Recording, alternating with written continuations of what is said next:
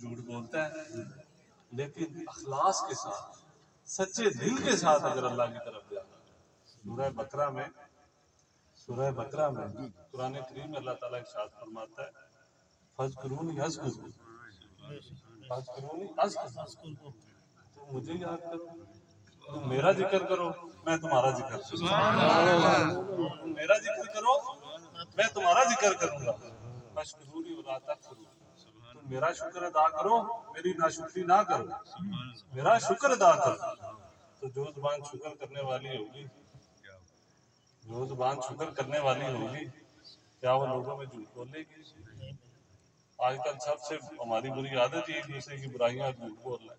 یہ دونوں کام چھوڑ دیں تو پھر دل میں محبت ہی محبت ہے.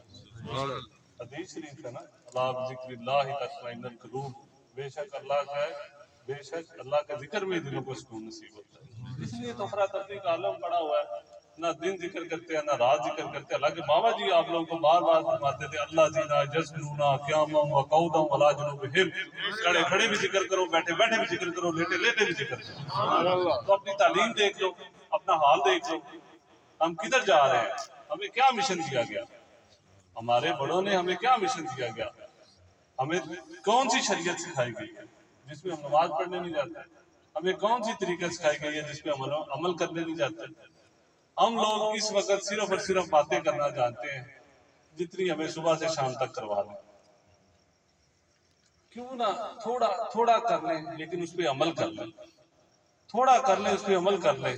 ہماری شکل و صورت چینج ہو جائے گی، ہمارا بیٹھنا اٹھنا چینج ہو جائے گا. چھوڑ دیں ایک دوسرے کی برائیاں کرنی، چھوڑ دیں کوئی کیا کر رہا ہے کیا نہیں کر رہا ہے. اپنی طرف اپنے دل کی طرف دھیان. حدیث شریف ہے اپنے دل کی طرف دھیان کب آئے گا؟ جب سرکار فرماتے ہیں کہ اللہ تعالیٰ کا ذکر اتنی کثرت سے کرو کہ لوگ تمہیں کہیں گے کوئی دیوانہ ہے، یہ کوئی پاگل ہے. اس میں میں ہو جاؤ گے تو لوگ تمہیں پاگل کہیں گے نا. جب تم اس میں میں بھی نہیں ہوگے تمہیں پاگل کون کہے گا؟